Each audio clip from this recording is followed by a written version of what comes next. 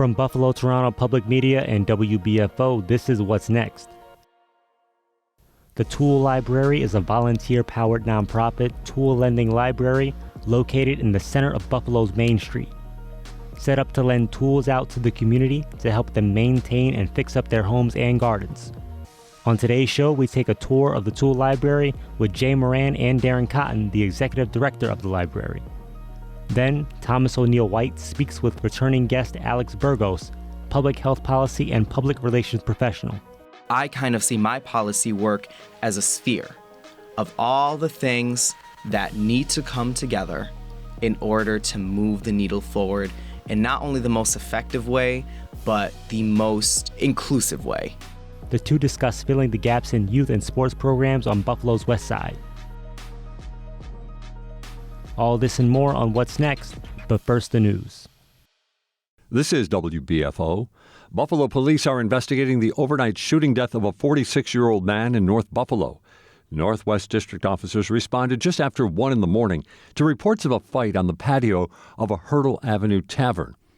Detectives say the victim was shot during the altercation and taken to ECMC, where he was later declared deceased. Anyone with information is asked to contact the confidential tip call line at 847-2255. A Jamestown man faces drug-related charges that carry potential penalties of 20 years in prison and a fine of $1 million. According to the U.S. Attorney's Office, 43-year-old Willie Graham was given 1 dose of Narcan after experiencing chest pains and difficulties breathing during his March 2nd arrest. According to officers, Graham told them he had eaten drugs prior to his arrest and was overdosing. Authorities allege Graham was in possession of suspected fentanyl and methamphetamine. A key political power broker from Washington is in Buffalo today to meet with Buffalo Mayor Byron Brown. Senior White House advisor Tom Perez is scheduled to join the mayor for a tour and review of infrastructure projects. Perez, a graduate of Canisius High School, will also join a session with a Jefferson Avenue Streetscape Roundtable. Perez previously served as Labor Secretary under President Barack Obama and chair of the Democratic National Committee. The 14-acre campus that served as the longtime location of Medaille University will be the future home to the Buffalo Academy of Science Charter School. After weeks of speculation, officials on Monday announced the sale of the campus to Charter Schools Development Corporation, which will lease the facility to the Buffalo Academy of Science Charter. Established in 2004, the K-12 charter school boasts a 100% college acceptance rate in 2023 and a 93% graduation rate. The school's capital campaign chair says 90% of their Buffalo students are economically disadvantaged and is encouraging community members to support the school's development. Local health advocates are increasing their push to end the sale of menthol cigarettes in the city of Buffalo. To spread its message, the group No Menthol Buffalo is launching a campaign today to highlight the connection between menthol cigarettes and how smoking-related illness is the leading cause of death in the black community. Advocates are calling on the Buffalo Common Council to ban the sale of menthol cigarettes within city limits. The group cites a study from Roswell Park Comprehensive Cancer Center that asserts a menthol ban would prevent 730 premature deaths in Buffalo and 483 premature deaths among people who are black. And after 4 years of construction at Canal Side, the Erie Canal boat Seneca Chief is in the water today. The vessel is leaving the long shed at Canal Side and will be transported to the Port of Buffalo and then take a short voyage to the commercial slip, where it'll undergo continued construction next year. It will go the length of the Erie Canal and down to New York City to mark the 200th anniversary of the Erie Canal.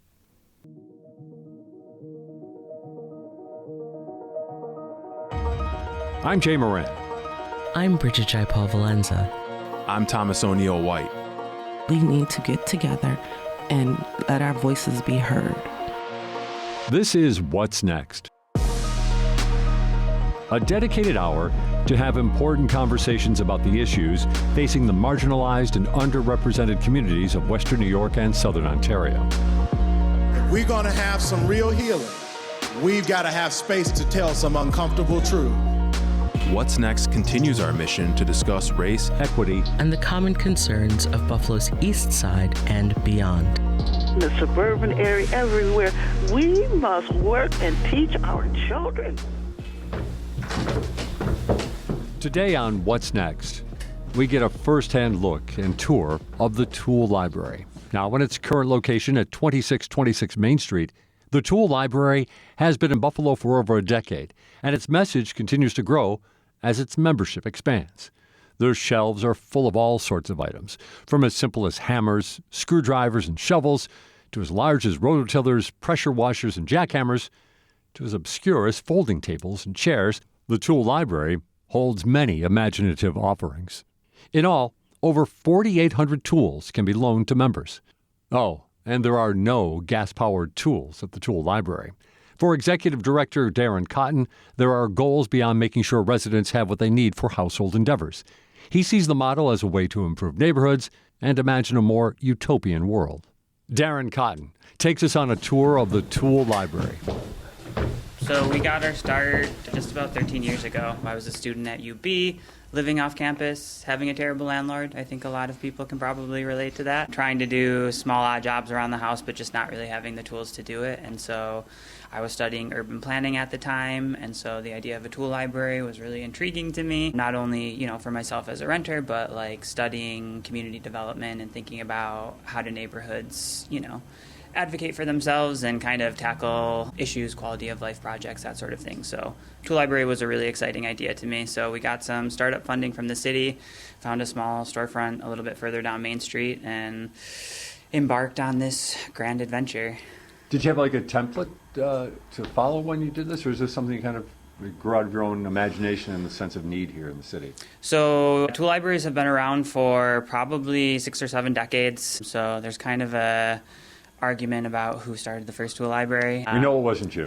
Right, exactly. But there were other tool libraries out there, and so I stumbled upon a national Google group of just like people who were working in tool libraries, volunteering in tool libraries, and so there was a lot of really great material that was already out there, membership templates, waivers, that sort of thing. So I absolutely wasn't starting from scratch, and I think that just kind of speaks to the movement that everyone just wants to share whatever resources are available, because it's a great idea and it should be in every community, and so however we can support other people trying to start them. Okay. So yeah, we started with a few dozen tools, probably had 30 or 40 members our first year, and today we're just over 1,500 active members. We've got about 4,800 items in the inventory, and inventory has really evolved over the years just based on both community need and then just, really interesting donations we've got. So we got I don't know if it's... Let's take a look. Sewing machine Sure, recently donated. So again, like people hear tools and, this is kind of what comes to mind, but... Right. We've got pop-up canopies, tables, chairs. So for, doing a block party, these things are hundreds of dollars to go out and buy. But if you're just trying to put an event on for one day, it makes sense to come borrow what you need, use it, bring it back, and someone else can do the same thing. Projectors, projector screens. We've got a lot of kind of kitchen things. So pressure canners, dehydrators, popcorn machine. A popcorn machine. Yes. All right. So you said, a sewing machine. You have a sewing machine. Yep. Has anybody taken you up on that yet? I think one person has taken it out, and it was really interesting. It's probably from the 1980s, but one of our volunteers in the shop also volunteers with our Dare to Repair Cafe initiative. So they are specifically focused on fixing sewing machines. So they took it home, kind of gave it a once-over, got it back into really great working condition. And so again, we're just really lucky that we have such an amazing community of people who have these skills, who are willing to share them, and who are going to keep something, that's 40 years old, hopefully working for another 10, 20 years.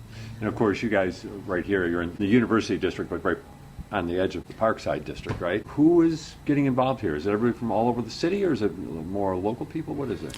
Yeah, so our volunteers come from all over the place. We benefit a lot from proximity to UB, so we still get a lot of students. I've stayed really engaged and connected to UB, and so they've been fantastic partners. We actually started first of its kind work-study partnership last year, where the Office of Student Engagement basically places students in the tool library. We train them as volunteers. They get to meet community members, but they also get paid directly through the university. So it's kind of a win-win situation for that. And then our members are coming from all over Western New York. So we've got 80 different zip codes represented by members. So, we've got people coming from Niagara Falls, Lewiston, Derby, Springville, Colden, Akron. So it's really all over the place, and that's really exciting. When we started, it was really just City of Buffalo, and especially over the pandemic, we got calls from people in like Cattaraugus, Orleans County being like, hey, can I come borrow tools?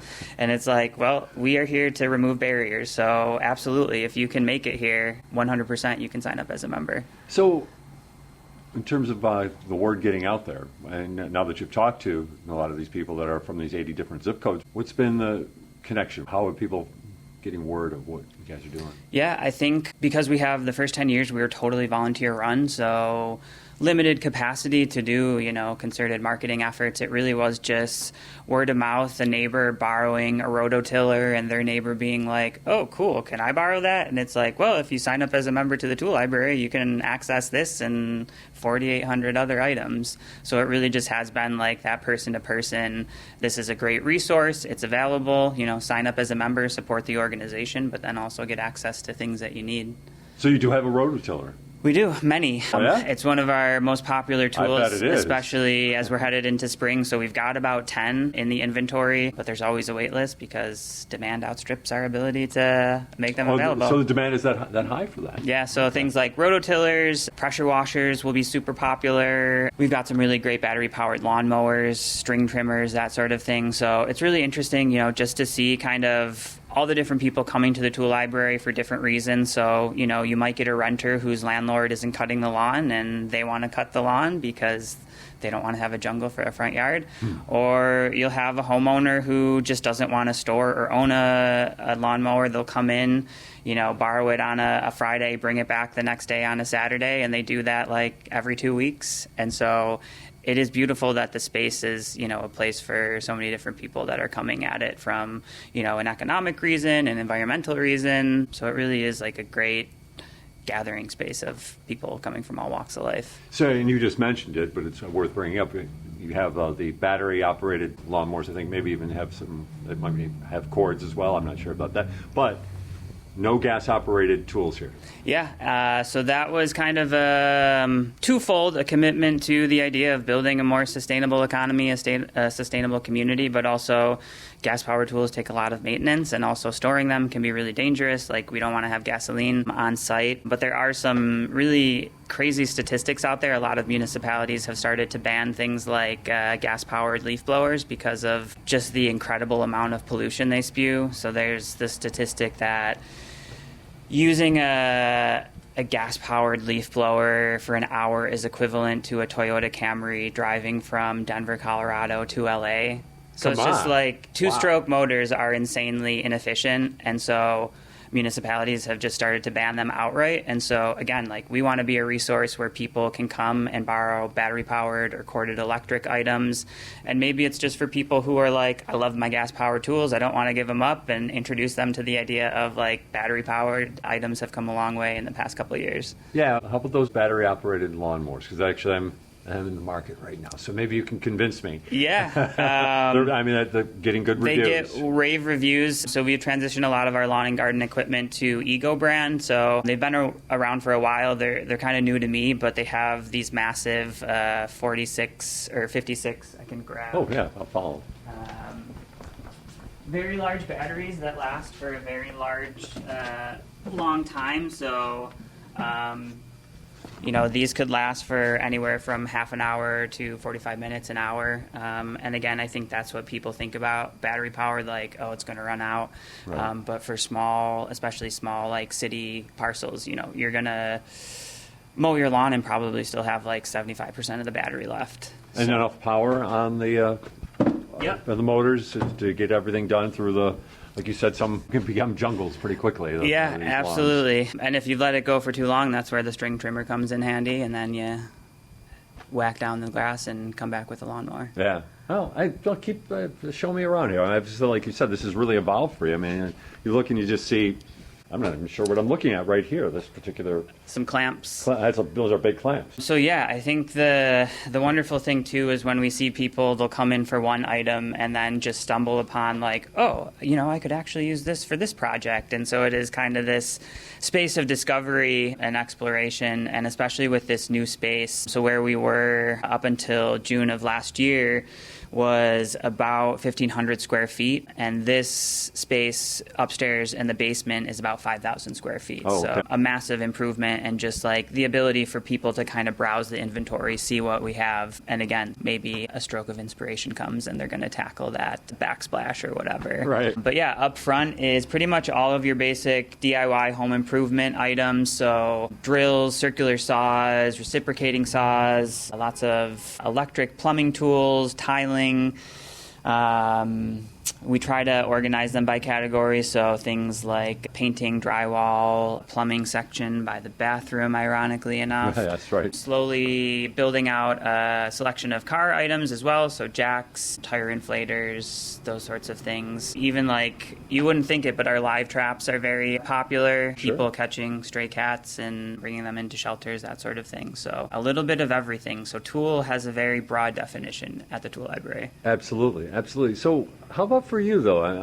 I've become really curious here. You seem to have a great working knowledge of it. Like you said, you were kind of into urban planning. That was your introduction into this. How about your background when it came to tools before you got involved with the tool library? Yeah, I knew next to nothing about tools. Yeah, so to join the club. I think that's the beautiful thing about the tool library is that we have people from all like skill levels, confidence levels, and I like to say that I'm kind of a great example of it is just a learning process, like getting comfortable using something, but really having the people and the community to help you build that confidence and show you how to use something, and ideally you can then go on and share that knowledge with someone else. And so that's really the big thing about the tool library too, is that it is a community of people, and that when we have UB students, it's a great opportunity to, like, some of them have never used a shovel or a string trimmer. And so like I can help with the shovel. walking them through the basics of tool use is really fun, and it's a great opportunity. And again, like, a lot of times the barrier is, well, I don't have the money to go out and buy that. And with the tool library, it really opens up the possibility of, well, now everyone has access to the same things, regardless of whether you can afford it or not. We're at Buffalo Tool Library talking to Darren Cotton this morning on What's Next. So, Darren, how about just the general satisfaction, I guess, from members? And what are they saying? Like you said, you're up to 1,500 members, so obviously there's a certain amount of satisfaction involved. But what about, is there a sense of spirit that comes from people that are involved in the tool library? Yeah, absolutely. So we started back in 2011, so we're going on our 13th year. Nonprofit work is really hard and really exhausting, and sometimes thankless, but the members really do make what we do here worthwhile. You know, someone coming in and saying, I couldn't have done this project if the tool library didn't exist. And so, like, when you hear that, it's kind of like, okay, it totally makes everything worthwhile. Like, this is why we exist. We really want to, democratize access to tools and to knowledge, and to people just feeling like they have more agency over their lives and over, the spaces they call home. So you must be seeing people then who are coming in with a wide array of things that they need to do, whether, you pointed out, there's plumbing. I mean, that's a whole thing to be diving into there for sure. But, I mean, is that what you're finding, that people are coming in and saying, oh, now I have an ability to do this at my place? Yeah, and sometimes it'll be, a member comes in with an idea of what they want to do, but have no idea what they need to do it. So again, that's where it's really fantastic, where we have volunteers who maybe are retired tradespeople, or they just have that skill set, and they're able to walk them through, like, oh, you don't want to use this tool. One of my favorite examples is everyone thinks they need a chainsaw when they have to cut something down, and it's like, chainsaws are very dangerous, but a reciprocating saw with a pruning blade is just as useful to take out, the bushes that have been in front of your house for the past 40 years. So really being able to just, like, drop those little pieces of knowledge, and again, coming from someone who knew literally next to nothing about tools, it's just been a process of, like, learning and getting comfortable with things, and then just being able to share that with other people. So you feel personally comfortable then at this stage to give background to all these tools? I won't say all 4,800 items. One of the items I'm always like, please don't ask me how to use this, is a router, which seems easy enough to use. I've just never actually used a router. But yeah, I would say probably 80-90% of the items I either know how to use, or as a homeowner, I've had to figure out how to use them. But it is interesting kind of, again, to see like the different stories and the different projects that people are working on. So, over the course of the blizzard not last winter, but the winter before, we had a member where all the pipes froze and they had really terrible flooding. So they were able to come to the tool library, get a submersible pump to get rid of the water. We've got air blowers to kind of dry things out. So again, it could be a hobby that you're working on, but it also could be a very real, immediate, emergency need that you have, and we just want to be that resource to people. So it almost sounds to me, because I was checking out online in the inventory of tools that you had, but it almost seems like maybe the best thing to do if you want to become a member, or you're interested in becoming a member, and you have a project in mind, is maybe just to call and see what you have available and see if there's an avenue for help. Yeah, absolutely. Like before you go out and drop a couple $100s on something that maybe you're only going to use once or twice, our entire inventory is online. So if you go to the toollibrary.org, you can search through that by category or just by name of the item. And again, you could search submersible pump or, miter saw and see, number one, do we have it in the inventory? Number two, how many do we have? And number three, is it available to borrow right now? Every time I start thinking about using certain types of power tools, especially saws, I get this little tingling sensation in my fingers that I think I might be losing parts of them. And you mentioned that you guys, a router, you have a reciprocating saw. And I have a project where I wanted to cut it's a slightest, maybe about a tenth of an inch of metal that I want to cut through. Would reciprocating do that for me?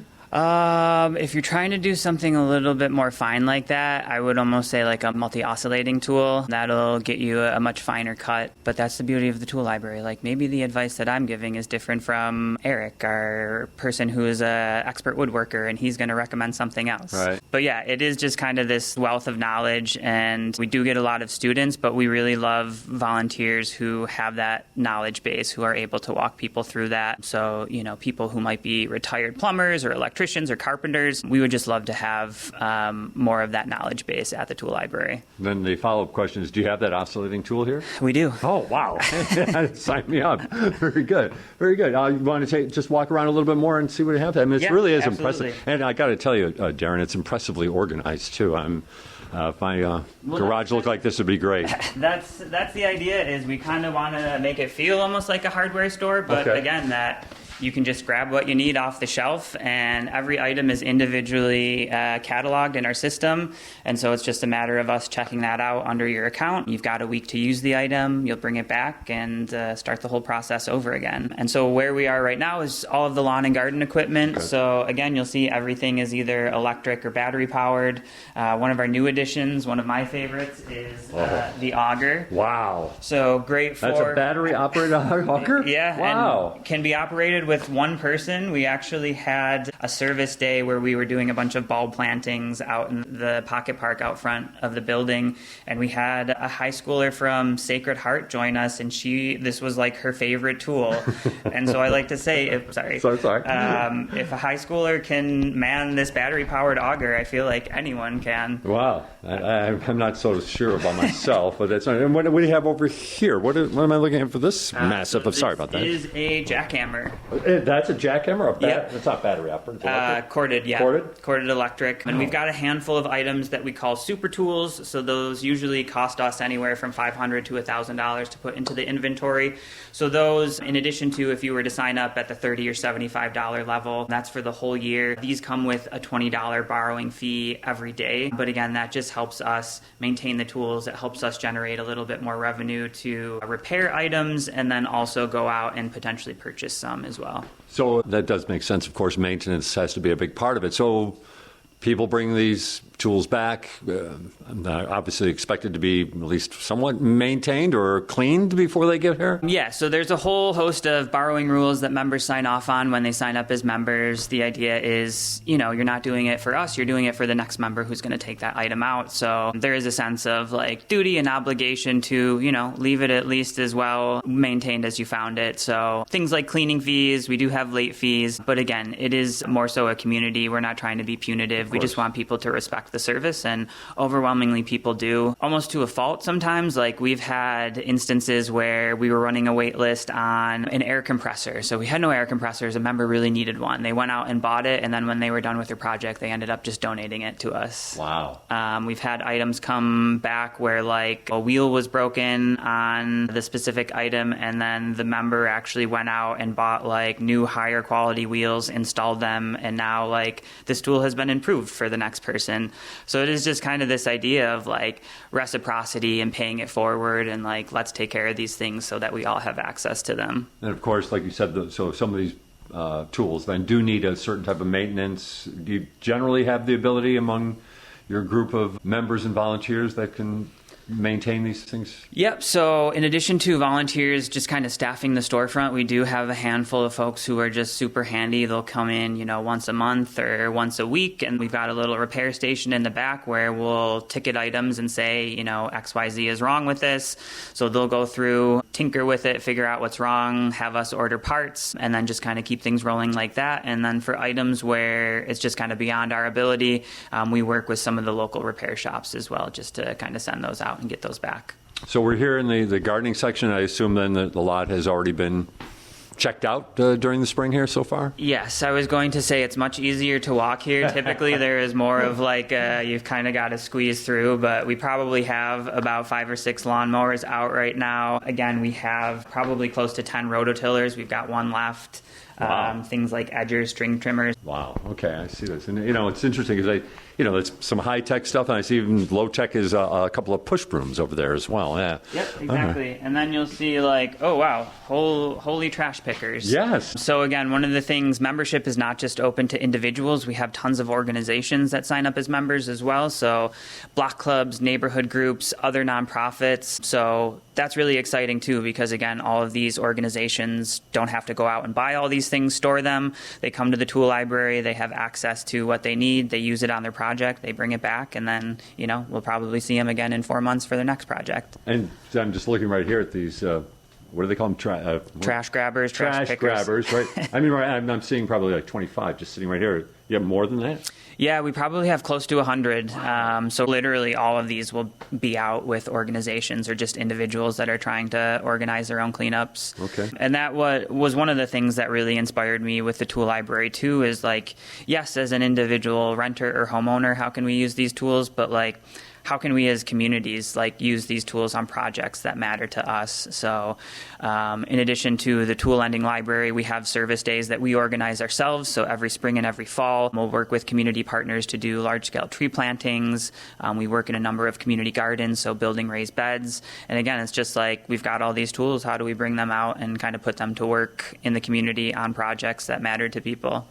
And then I look over your shoulder here and I see something that's really intriguing. There's a bunch of ladders here. And again, this is one of those things, if you're a homeowner or apartment dweller, a ladder comes in handy, but not everybody has the ladders that they need. But it looks like you've got quite the variety. Just about everything people would need, from, a 25-foot extension to these little giant sort of foldable ladders, great for stairwells. And that's the thing too, right? Who has room to store ladders? We ourselves still kind of struggle with how do we store ladders. But that's one of the beauties too of the tool library, is always reinventing how we're storing things, displaying things, making these more accessible and using the space as efficiently as possible. So people, do they come in here and just start browsing a little bit? Yeah, absolutely. So it kind of works both ways. They'll come to a volunteer and say, I've got my shopping list here, XYZ, I need these things. Or they'll just kind of my favorite is when people just get super giddy and they've got a big smile on their face and they're like, oh my God, I can't believe that I could literally use all 4,800 of these items. And it's just I think for them, the wheels are turning in their head with what project do I want to work on first? Right. Now I see up here we have stacked up some pieces of wood, lumber. What are we looking at there? Sure. So interesting kind of tidbit on this building. As you can see, we've got this massive bank vault behind us. So this was built originally as a bank. Okay. I believe it was a Liberty Bank. But in the vault, there were all of these shelves where they stored the money. And we're pretty sure the wood was cedar, so like really high quality wood. Oh. So our operations manager, Alyssa, who is also a carpenter, basically deconstructed those. And now we have that wood to use for, we're thinking about building planters for outside benches. Again, cedar is a great like rot-resistant, pest-resistant wood. So it was kind of just like a little gift from the history of the building as a bank. Do you own or lease this building?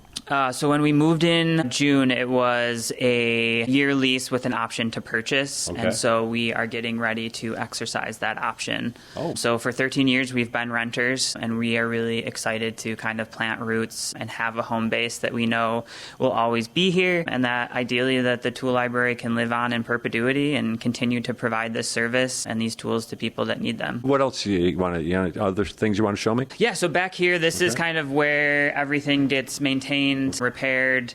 So everything gets a tag, and then we just kind of wait for our volunteer fixers. And one of the things we do, obviously, we have to maintain our own inventory, but we do put on monthly Dare to Repair cafes where we've got a team of anywhere from 10 to 20 people who are super good at fixing stuff. And that could be, your grandma's favorite lamp. It could be a food processor from the 80s. We have a number of seamstresses that come with their sewing machines. So if you've got a shirt or pants with holes, they're happy to mend those. So again, just people with these skills willing to share them with the community. We invite people to bring in their broken items, and it's not just to drop it off and get it fixed. It's you sit with this person, you learn what they're doing, and ideally you're picking up a few of those skills. We've had people come back to events saying, oh, I got my lamp fixed here, and then I learned what they were doing, and I went back and had the confidence to tackle this other lamp that I had. So again, it's kind of this idea of how do we build those skills, and how do we create these networks of people who are learning and sharing, and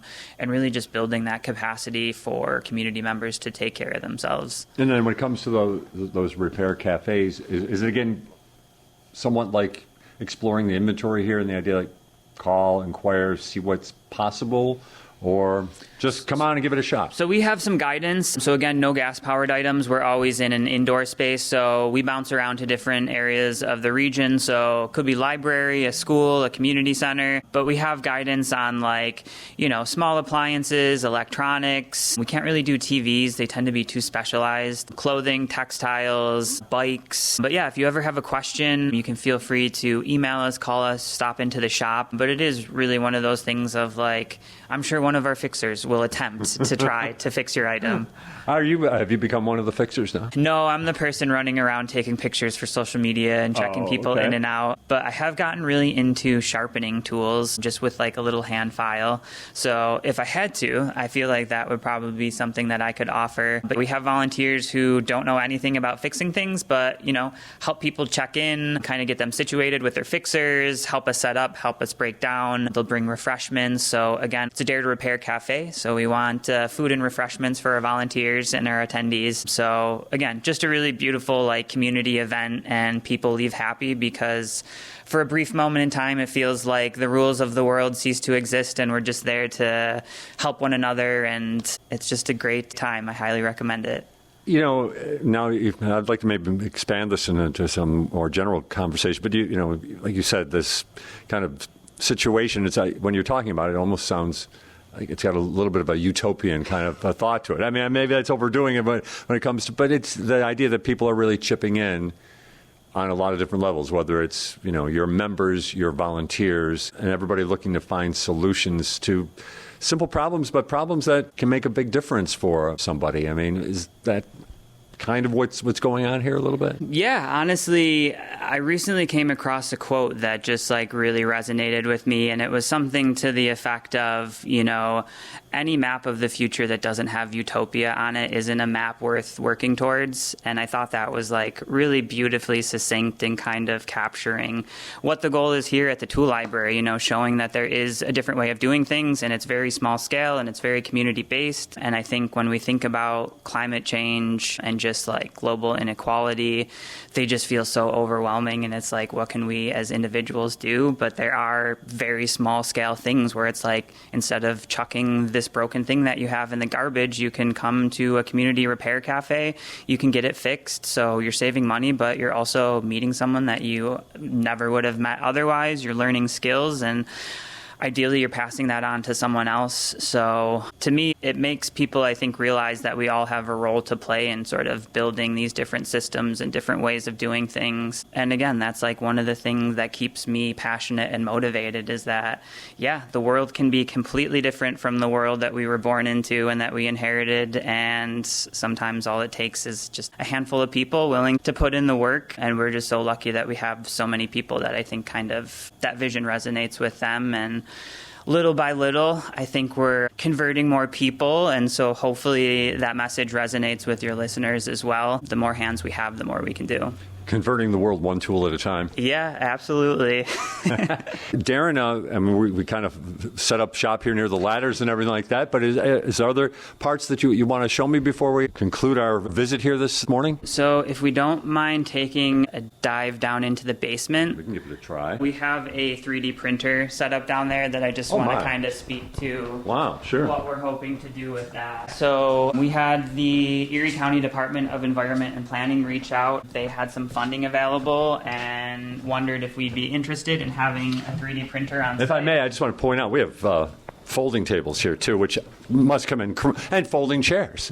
They have to come incredibly handy. Very popular. But yeah, so the county said, hey, we've got some funding. Would you be interested in having a 3D printer on site? And we said, yes, absolutely. And one of the reasons why is because we have lots of parts like this, which is a handle from one of our electric rototillers that consistently break. It's just like a weak point in the manufacturing. And we reached out to the manufacturer and they were basically like, oh no, we don't sell those as replacement parts. So you basically have to go out and buy a whole nother unit. Thanks. And it's literally 5-cent piece of plastic. Yeah, a 5-cent piece of plastic. And so we were like, well, if we had a 3D printer, we could print our own replacement parts in-house. So one of our incredible UB interns, Jason, basically took all the measurements from the original handle and was able to print out a replacement handle that is not only engineered better and will last longer, but will allow us to use these rototillers, hopefully, indefinitely. So I don't want to speak for you. So it's probably not an idea to say, hey, I just broke a plastic handle in my house. And you don't really want people to call you and say.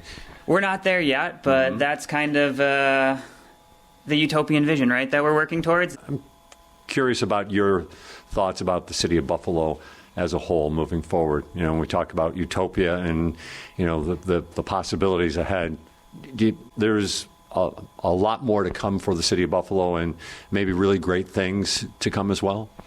Yeah, absolutely. Again, I think a lot of what I have seen since my time moving into Buffalo has been like this community-led change of organizations on the west side and the east side, really just taking the lead and setting and creating the vision for their own community. And that's, I think, what we need more of. And I think, again, how does Buffalo not fall into the same trap of other cities that are experiencing, rapid gentrification and displacement and these neighborhoods that are no longer affordable to people. And so I think there's a lot of work to do on that, but I think there are so many organizations engaged in the work that needs to be done that I'm really hopeful, and there's nowhere in the world I would rather be than in Buffalo. Darren Cotton, thanks for joining us on What's Next. Thanks so much for being here. Stay with us. There's more to come.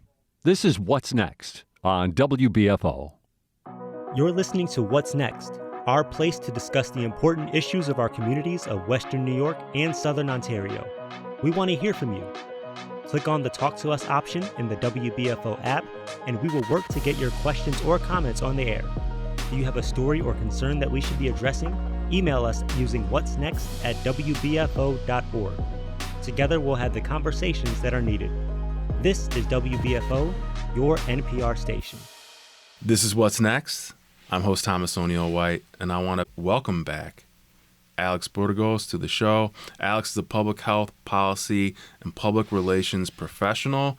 You know, we ran into each other about a month ago at a fundraiser. Shout out to Therese and Audrey and everyone at the Elmwood Village Association. You had mentioned wanting to come back on the show. Yeah. Now you're here. I sure am. And you've been working on more than a few things. Yeah. But at the top of that list is filling the gaps in youth and sports programs on Buffalo's West Side. Yeah, well, thank you again for having me back, first and foremost. It's been about a year since I've been back, and, the work has continued, and my work has evolved in a multitude of ways. And as I continue to grow, not only in my line of work and in my community engagement, I've identified more needs in speaking with stakeholders and continue to collaborate with community partners like the Bell Center, who are a amazing and tremendous resource and, quite frankly, a lifeline on Buffalo's Lower West Side. There's a lot more work to do. And I think that the opportunities that we set up for our youth to be successful, the opportunities we present for them to engage in different activities, and the investment that we deliver to our neighborhood really sets the precedent and the tone of what kind of city we're going to create going forward for the next generation to come. Yeah, and it's important to having active kids. How were you alerted to this issue of gaps within youth programs and sports programs, and what does this problem stem from? Well, there's a few different things that my advocacy work in that area stems from. I used to do youth programming, and I still do community programming year-round, at this point on a monthly basis, sometimes even more. And I saw the way that oftentimes inner-city programs were underfunded, particularly as it served West and East Side communities. And it's something that's always been in the back of my mind. And in doing policy work towards health equity and addressing a multitude of needs in these communities on the Lower West Side and the Grant West Ferry area and so forth, I've understood that health equity goes beyond just the policy. It goes beyond just the actual health resources that we offer to our communities. It stems into overall wellness. It stems into opportunity. It delves into areas like housing, but it also delves into things like youth programming. And if you look at census blocks and neighborhoods on the West Side, the Lower West Side community is a neighborhood, according to the U.S. Census, that has the highest concentration of poverty in the entire city. Wow. The fourth is the Upper West Side, not too far away from it. And oftentimes, if we're going to redefine and change a community and build up people in a community that have oftentimes been long disenfranchised and under-resourced, we've got to start pulling in funding and delivering and creating programs within said community to address just some of their needs. Now, that's only the tip of the iceberg. So I've, been working with the Bell Center for a long time now. They've been a really great community partner of mine. I've done a number of things with them, such as bringing vaccine clinics there, hosting job fairs, doing community programs and panels there. And part of it is my way of pouring back into a community that has poured back into us for so long.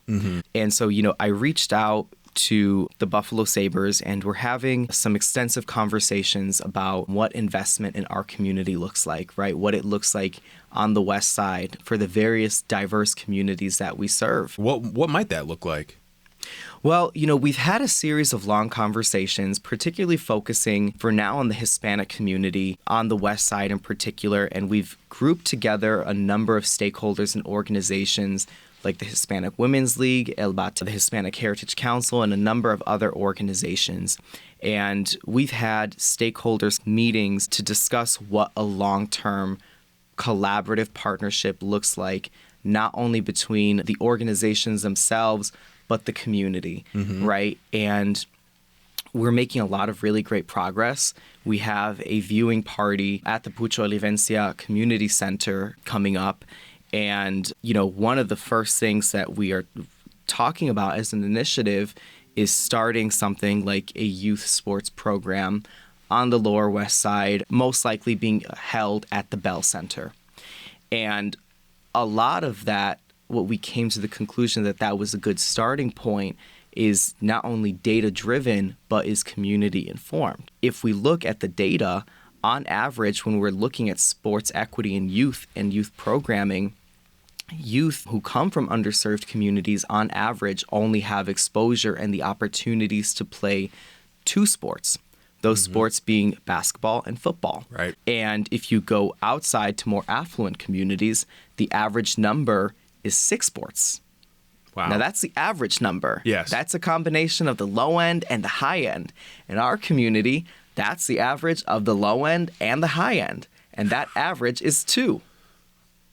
So if you're looking at it, in many communities, there may be one sport or one program or one initiative that our youth have the opportunity to be part of. And in some cases, there may be none at all. And so, and it goes beyond sports as well. We could be talking like art classes. We could be talking like theater. We could be talking all of these different things. And we're not talking in-school activities. We are talking extracurricular activities outside of the school system. Talking about the Bell Center Youth Hockey Program and just developing these ties is kind of what you do on a state level. Yes. Correct? That's right. With policy and advisory work geared towards health and public safety. I wanted to really quickly circle back to something that you said off air about the talent in the Black and brown communities in Buffalo. What was the quote? That there's a number of talent? There's an infinite amount of talent in our communities. Yes. It's, and I see it I live on the West Side. I know the families there. We have so much talent, but we don't have enough opportunity or access. That's the fine line. Yeah. And I think, when you're looking at a community as diverse as the West Side, when you're looking between several factions of different neighborhoods, you're walking this fine line of having folks who have a lot of access and those who don't, sometimes living on the same block. And so the responsibility collectively as people, that I work towards every day is how do we not only bring visibility and opportunity and access for those folks who have less access than us, but how do we get them to where they want to be? And how do we get them to where they need to be? Right? That's just as crucial. And in order to do that, you not only have to be data informed, policy informed, you have to be community informed. You have to get their input. You have to bring their voices to the table. And so oftentimes when I'm doing policy work at the state level, I'm not doing it by myself because no one person has all of the answers. And I think the best way to create the best policy at the state level, at the local level, or wherever you're advocating is to not only get access to those rooms, but when you have the door open up, leave that door open, right? Yes. Bring those who are, experiencing said disparity that you're trying to address. Bring those who are working at organizations or organizers who are experts in that field and are working to address said issues of whatever it is that you're trying to address, whether it be health, equity, public safety, and so forth. And so I kind of see my policy work as a sphere of all the things that need to come together in order to move the needle forward in not only the most effective way, but the most inclusive way. Okay. What keeps you grounded in your work? I mean, do you ever sleep? I get that question all the time. I do sleep. I'll confirm that on air. I won't say it's with both eyes, but I do. But, this is my passion. This is, the guiding force behind everything I do is the community that I live in, the community that I serve. But I think that in life, if you've ever been down, there's so much value in getting a helping hand, right? And I myself, in my personal life, I've been down many times, right? I've experienced a lot of the same things as the people that I'm serving. And so I want the outcomes for my community to be different overall, and I myself, to get to the point that I'm at today, I've had to defy every odd. I've had to beat every statistic. And I don't think that my community should have to go through the hurdles that I've experienced. That's a good point. You're already in the community, but you can go from neighborhood to neighborhood and say, you know, I'm where I am because of this community, and I am more than what others, outsiders, may think of the community. Yes. Health equity and public safety go hand in hand. They sure do. Can you be specific on that? Well, I've worked, in the realm of health equity and public safety for quite some time, in working with stakeholders and policymakers to reimagine what that looks like in our region. When COVID first came out, I had served on a number of task forces and in collaboration with different community organizations to do things like PPE distribution, to do things like community outreach, to do things to make sure that applications and forms were language accessible to folks whose English was not their first language. And that continued as well during the outbreak of monkeypox when I served on a task force under the health commissioner. And we did that same work directed towards monkeypox in championing for things like language access during the process, getting vaccine clinics rolled out on the east and west side of Buffalo. Critically important. Yes, and continuing to not only advise but influence policy to make sure that these rollouts were as effective as possible, but also as culturally responsive as possible. During the Mpox vaccine rollout at the height of it, I actually also got to do an interview and speak with Dr. Peter Hotez, who at the time was a White House correspondent for the Mpox outbreak, and he was also a nominee for the Nobel Peace Prize. Wow. So I've taken guidance not only from the community, but also from folks who are working all the way at the federal level to effectively deliver right here back at home. That's very impressive. How supportive are the politicians and business leaders you meet with on this topic? You mentioned that you come in, but you're not coming alone. You're not coming alone to these conversations. You've got a seat at the table for yourself, but you are creating seats for the people in your community. Mm-hmm. Yes, and I'll take one example is last summer we had met with Lieutenant Governor Antonio Delgado on the west side on Niagara and Hudson, to talk about the needs of the community and ways that we can get to where we need to go as a community and continue to partner as stewards of the community in partnership with his office. And in that conversation, I include community partners I've worked with. I include folks who work in the legal realm, folks who work in social work. And in many of the other conversations that I have with our state agencies or elected officials, I'm always making sure that I'm bringing more voices.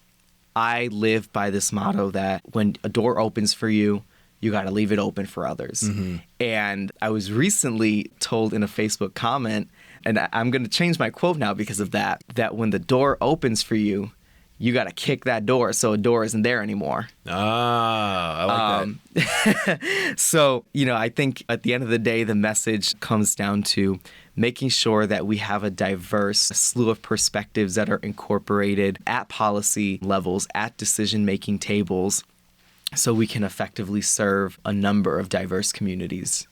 What do you love about your community? What do you love about your West Side community? What do you love about the city of Buffalo? I could write a book about that. You should. You should. Think about it. The West Side, it's where so many of my childhood memories are. Mm-hmm. Between being the same little boy that was at my father's shop on Niagara and Hudson to being the same little boy that was at the after-school program and the summer program at West Side Community Services, to visiting family that lived all over the community, to many of my friends living in the community, to going to restaurants in the community, that all of my experiences there shape who I am today. Mm-hmm. And I'm proud to be a product of said community. I'm proud to be a product of the Buffalo Public School System. I'm proud to be the product of a blue-collar, middle-class family of a father who was a small business owner and a U.S. Army veteran, and a mother who was a BPS teacher teaching bilingual special needs students in the Buffalo public school system. Wow. And so my life and my upbringing are the very driving force of the work that I went into. It was formulative of the purpose that I have and the work that I can deliver on behalf of a community that I see as an honor to serve. Mm-hmm. And, I could go on and on about my love for the West Side and seeing, how even more diverse it's becoming and how more diverse it continues to become over the years and change, seeing... It's the driving force in the population rise in the city of Buffalo. Amazing. Absolutely. And, I think that the West Side in particular is not only representative of the entire population in the city, under the 3 major planning neighborhoods in the West Side. I think it's representative of, quite frankly, the population of, you could argue, the whole country. Right on. That's very well put. Yes. The diversity on the West Side is really something to behold, and you're really not going to find it anywhere else in the city, in this region. Yeah. I wanted to circle back. Where do you see this partnership with the Sabres going? Like, where would you like to see it 5 years from now? I think, I have a lot of community partnerships with different organizations and stakeholders, and I'd like at some point to bring many of them together into one room where we can reimagine and redefine the future of the West Side collectively, to get private sector buy-in, to get nonprofit buy-in, to get, foundational buy-in, bringing our community stakeholders together to not only address a multitude of needs that we can only address by being in the same space together on a unified agenda, but really moving the needle forward for the entire community. So I continue to partner with them alongside a number of partners individually, but it is my aspiration to bring them all together and collectively be unified for my vision for the community. Now, I've talked to a lot of stakeholders over the last 5 years, and I want your opinion on this. Are we at a point in the city of Buffalo where a lot more people are stakeholders, community leaders, politicians we are becoming unsiloed? It's not these groups here or over here right. or over here saying we're doing this and we need this. There's a lot more collaboration between organizations and stakeholders in the city. You agree with that? I do. And, I work with a pretty wide network of folks, not only throughout other parts of the city, but other parts of the county and, quite frankly, the state. And I think that something that's revolutionized that is social media. Right. It is the digital age, and what came of COVID was the implementation of remote work, Zoom becoming the standard and normal. I mean, before the pandemic, I knew very few people that knew how to do Zoom. Everyone just had meetings in person. Right. And so now, with different stakeholders, even on the state level, I now can meet more frequently because this is the norm. Before, it would be, hey, I'm going to Albany, let's coordinate a meeting, or hey, I'm coming to Buffalo, can you give me a tour, or can we meet and talk, about ways we can work together. And I feel over the past few years, things have become much more streamlined. You're seeing groups who have entirely different missions working together. You're seeing people of entirely different backgrounds working together. And I'm proud to be a steward of that changing tide in the city. Pulling those resources together is only going to benefit, in my opinion, the city overall. Yes. So do you think you will continue in the advocacy realm for the next few years, or will you take another route? I know you had mentioned off air that it's all about timing. Yeah, I mean, I think that however this evolves, I'm going to continue to do this work because this is who I am. This is my life force. I mean, it's the community that I serve every single day. And, that however that evolves or shifts, the work's going to continue to get done. So I'm really excited for what the future holds and to see how this work continues to evolve and, the role that I take going forward in moving our community forward. You're listening to What's Next. I want to thank my guest, public health, policy, and public relations professional, Alex Burgos. This is WBFO News from Buffalo Toronto Public Media.